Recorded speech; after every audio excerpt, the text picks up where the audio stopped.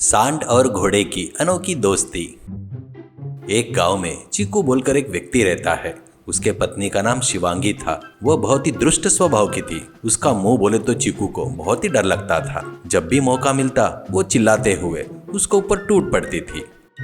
एक समय पर एक जादूगर ने चीकू को जानवरों की भाषा सिखाया था। वो रहस्य तरीके से रखना है और नहीं रख पाया तो मर जाएगा करके जुबान लेता है। इसलिए उसको जानवर और पक्षी क्या बात कर रहे हैं सब कुछ पता चल जाता था।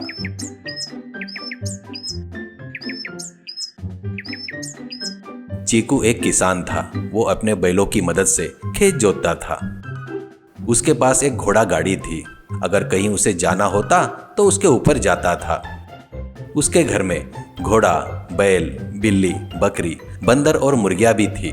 एक दिन बैल घोड़े को देखकर, अरे भाई तेरा काम तो बढ़िया है रे। जन्म ना बोले तो तेरे जैसा ही रहना रे। तेरे को काम कम रहता है और अच्छा खाना भी मिलता है। हाँ यार, मेरे बारे में बोले तो क्या बताना है। सुबह उठे तो बस जमकर काम करना पड़ता है। खेत में कीचड़ में मेहनत करना पड़ता है। खाना अच्छा मिलेगा बोले तो वो भी नहीं मिलता, वो भी खराब खाना मिलता है करके कहता है। तो घोड़ा, अरे हाँ यार, एक काम कर रहे भाई, वैसा किया तो तू सुखी हो जाएगा। खेत में काम करने ले गए तो वहाँ नीचे गिरकर बिल्कुल नहीं उठना। उसके बाद चारा भी दिए ना तो वो भी नहीं खाना। तब तुझे मालिक तबीयत खराब है करके तेरे को आराम देकर हरी हरी घास वगैरह देगा।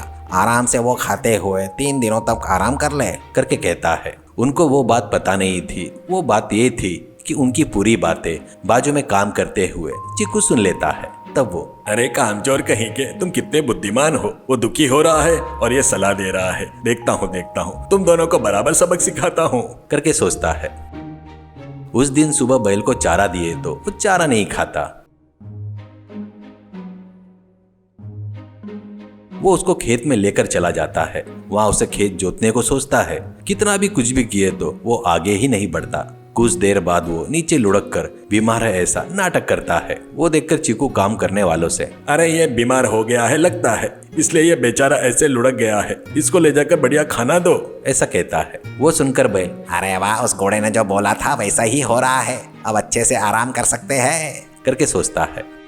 तभी चीकू, अरे वहीं छोड़कर आते वक्त अपने घोड़े को लेकर आओ, उससे यहाँ पर काम करवाएंगे करके कहता है। तो बैल, घोड़े से काम करवाएगा क्या? वो कर सकेगा क्या? हाँ जाने दे यार, मुझे क्या करना है, मुझे तो बस आराम करना है करके सोचता है।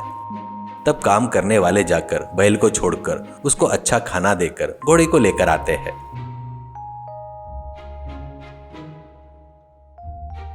तो चीकू हल से घोड़े को बांधकर उसे दिन भर खेत जुतवाता है।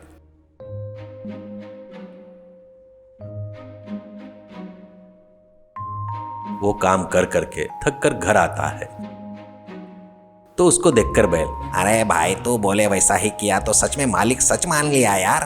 तेरी दया से मैं दिन भर बढ़िया आराम किया हूँ करके कहता है। अगले दिन भी चीकू घोड़े से खेत में गधों के जैसे काम करवाता है।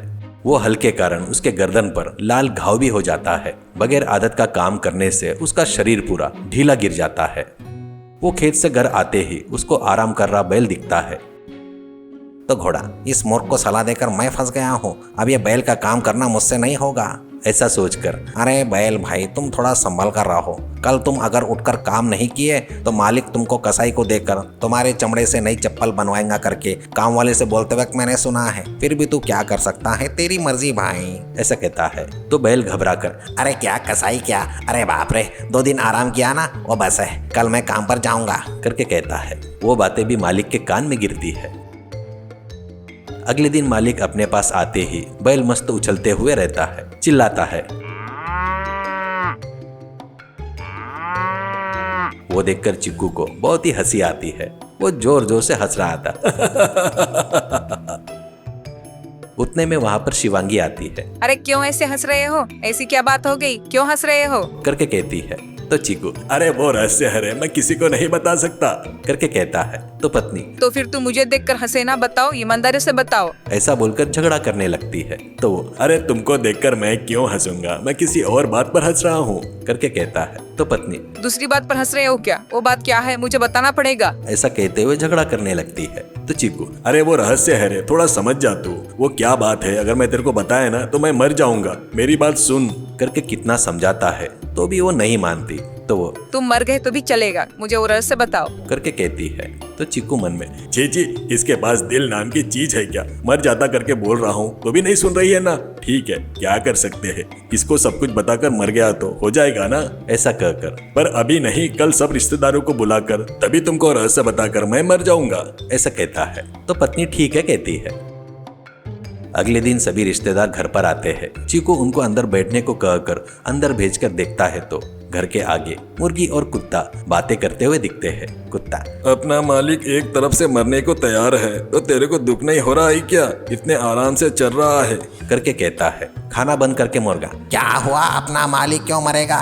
करके कहता है तो कुत्ता उसको जो भी हुआ सब बताता है। तब मुर्गा, अपने मालिक को दिमाग नहीं है, मेरे पास बहुत मुर्गियां हैं, उनको मैं बहुत प्यार करता हूँ। बहुत ज्यादा प्यार करने के बाद वो नखरे करती है ना, तो उनका पूरा बदन सुझा देता हूँ। उतने सारी मुर्गी रखकर मैं उनको अपने अंडर में रख रहा हूँ, तो एक ही पत्नी होते हुए भी अपना मालिक उससे क्यों डरता है, उसके लिए क्यों मरना है? करके कहता है। वो सुनकर चीकू का ज्ञानोदय होता है। बस एक लकड़ी लेकर घर में आकर पत्नी से रहस्य पूछी थी ना, चल रूम में ले जाकर वहां पर बताता हूँ। कहकर उसको ले जाकर रूम में जाकर दरवाजा बंद करता है। कुछ देर बाद अंदर से उसके चिल्लाने की आवाज सुनाई देती है। अरे बाप रे, नहीं मुझे मत मारो, अरे मुझे मत मारो, मुझे तुम्हारा रहस्य वगैरह कुछ नहीं चाहिए, रहस्य बताने की जरूरत नहीं है, तुम्हारे हाथ जोड़ती हूँ, अब दोबारा ऐसा बर्ताव नहीं करूंगी। कुछ देर बाद दरवाजा खोलकर दोनों बाहर आते हैं। वो शांत तरीके से आते हैं। पत्नी के शरीर पर निशान थे। तब चीकू, बुलाए वैसे ही आए, उसके लिए आप लोगों को धन्यवाद। मेरी पत्नी मुझे एक रहस्य बताने को बोली थी तो अभी रूम में ले जाकर बताया हूँ। उसके सबूत के तौर पर तुमको बुलाया था। रहस्य बताया है नहीं, उनको बताओ। करके कहता है तो एक व्यक्ति, अरे क्यों बेटी, तुम्हारे पति ने तुमको रास्ता बताया क्या? करके कहता है तो पत्नी, अरे हाँ हाँ बताया, अभी बहुत अच्छे से बताई जी। ऐसा कहती है। तो फिर बस चलो उठो, खाना खाते हैं। करके कहता है। ऐसे वो सभी लोग खाना खाकर चले जाते हैं। उस दिन से शिवांगी चीकू से अच्छे से संभल कर बर्ताव करना सीख गई।